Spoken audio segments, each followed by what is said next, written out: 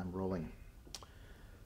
Hello there, I'm Carlton Wilborn, and I am really grateful to be here to share my life and my journey. I'm originally from Chicago, Illinois, and grew up on the South Side. Come from a pretty interesting, or at least I say it's interesting, it might not be to you, but come from a pretty interesting family background. I'm the youngest of five. Grew up in a middle, lower income family. Um, Two sisters at the top, three boys. Mom and dad. Dad, the energy in the house for the most part was pretty great, but where the friction really began was with my dad. He was a pretty raging alcoholic, and he was available in his physical presence, but he wasn't really available emotionally. And so I really sort of clung to my mom. And so as the youngest, I guess I got sort of coined the mama's boy.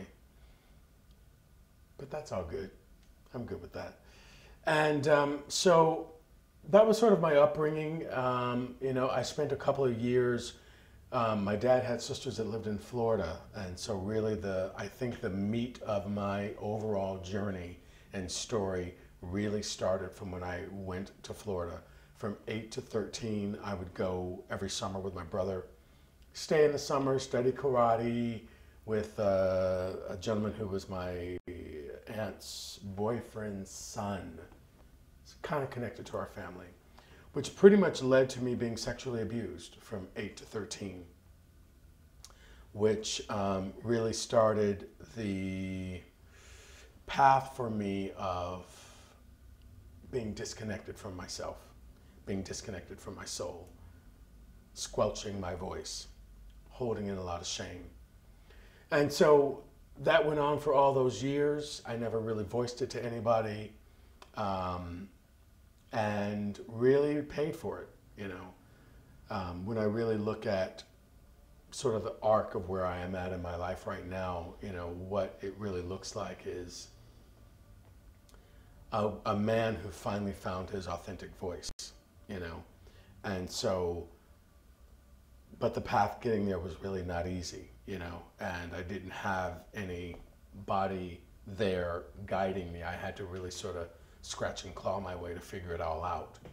And so, the end of my 13th year, the situation there was really crazy and dark, and I asked my parents to pull me out of Florida. Ended back in Chicago. Gratefully, my mom had stayed in touch with my 8th grade teacher, who was really my first angel, is what I call her. Her name is Carolyn Curry.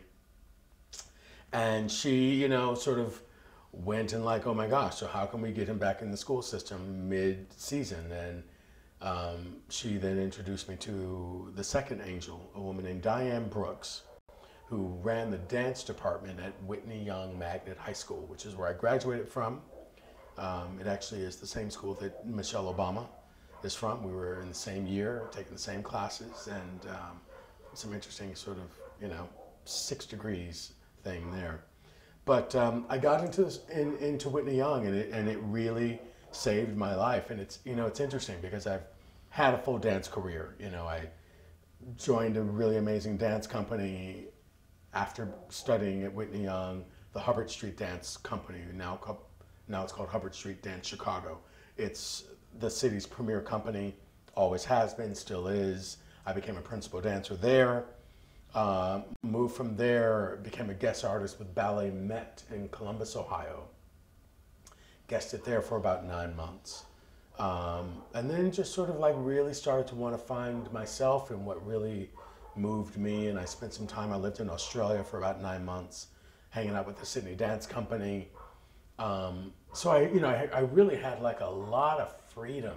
Somehow my parents were able to entrust me to really sort of take a lot of different avenues to find what was going to be my right angle.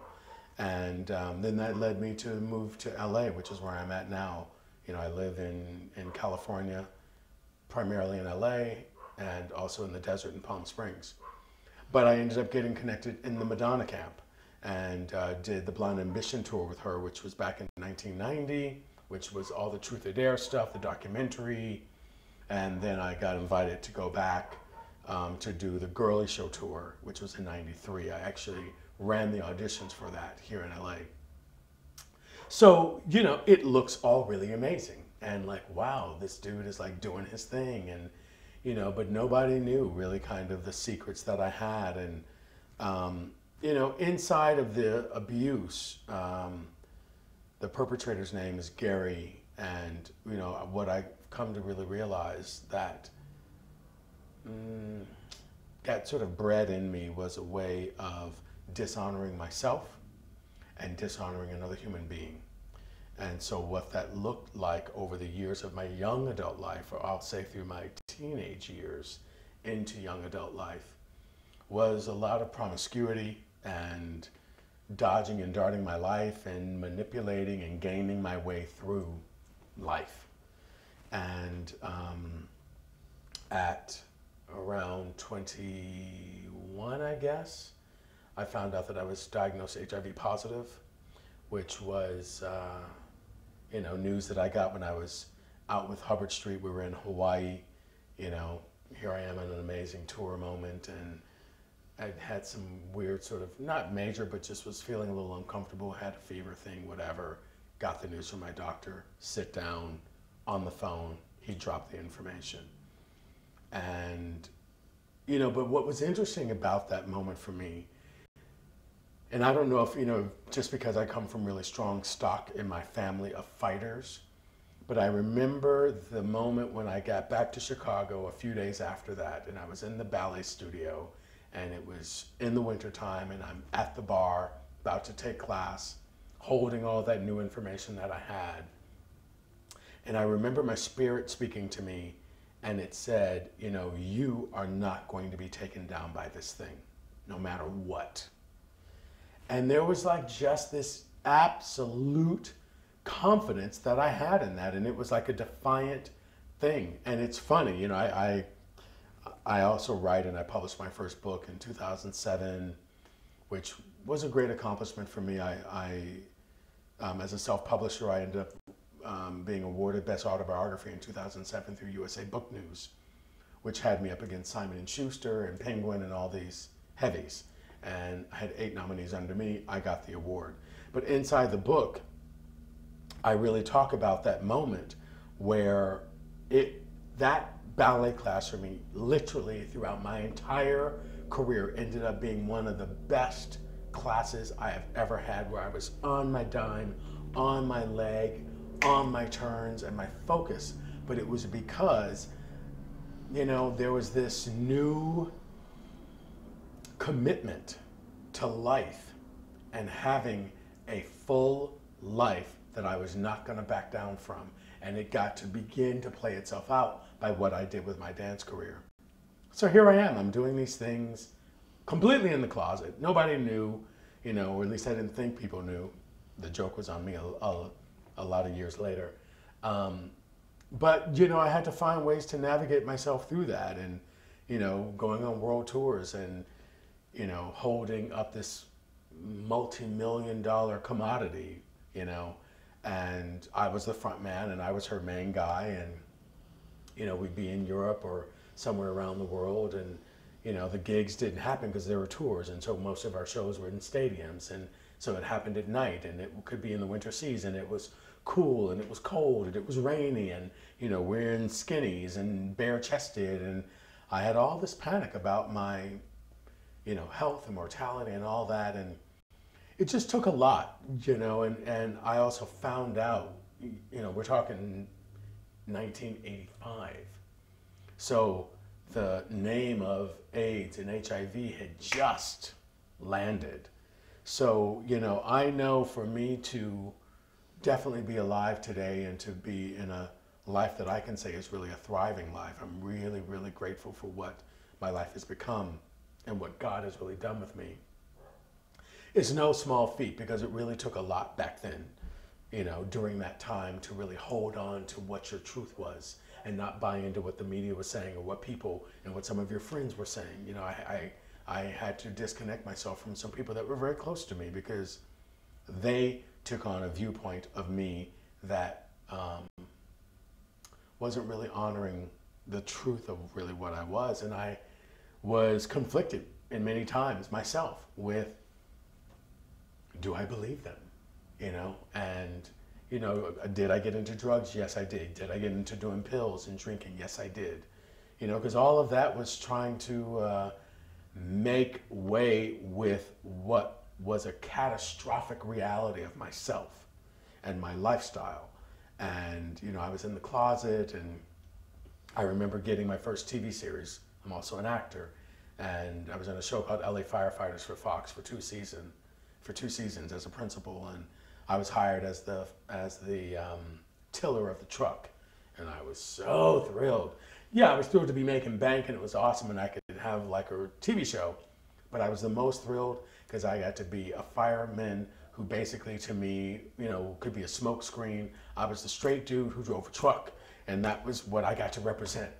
Everything that wasn't really me. And so that's, you know, sort of a nuts and bolts of a lot of things that was sort of a dichotomy of my reality, you know. A world that looked very razzle-dazzle and looked very exciting to a lot of people, that was really dark and really tortured because of me and my own headspace about it. And it took a lot for me to really get to finding my sense of self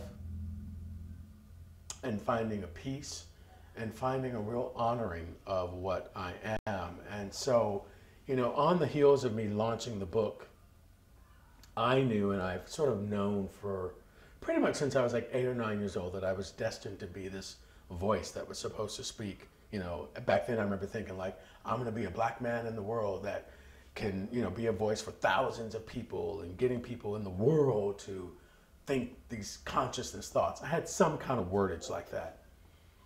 And so when I got called to write the book, you know, it started out because after doing the Madonna stuff, after having my TV series, all of a sudden life got dried up, you know, and it was a good 1.5 years that I could not find a job to save my life. And, you know, yes, I was very caught up in the celebrity ego thing. And I tried to chase down every opportunity to be employed that I could. And nothing was opening up, and I was on the heels of being evicted from an apartment that I lived in. And getting out of that, a friend of mine invited me to stay in his place. And while I was there, I started writing. And I thought, look, you know, I remember my mom always saying to me, you know, this too shall pass. That was her coined statement. And I really locked into that, and just started writing aspects of my life that, you know, when mama said this, or when this thing happened when I was 13, and when I lived in Florida, and I had like a little caption, then I was going to write some poetry. And that's what I did. My buddy Myron opened up to me, and somewhere inside of that, God kept speaking to me, keep writing. And then it became a book. And, you know, so the book is primarily prose with a little bit of poetry.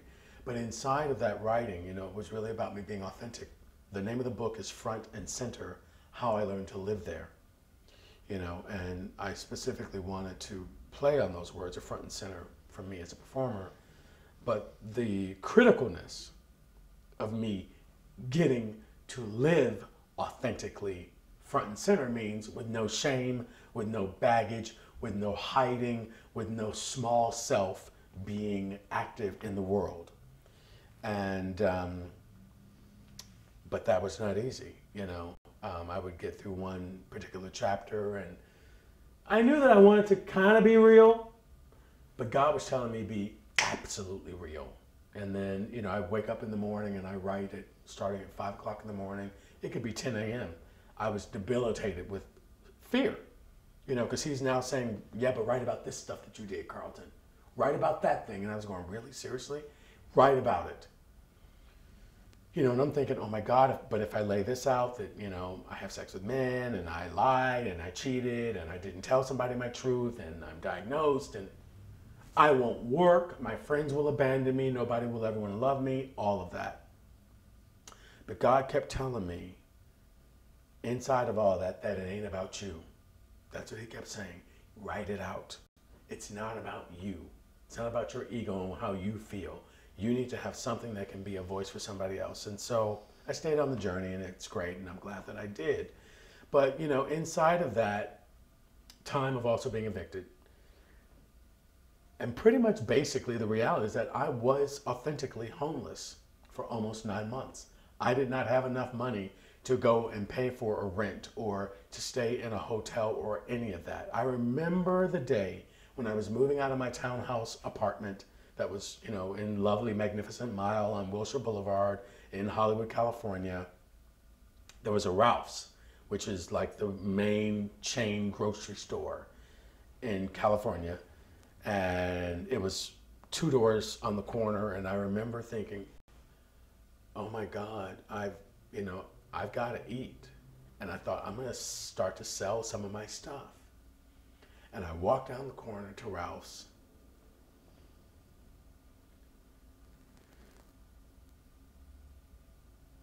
And I remember that moment when I went to get the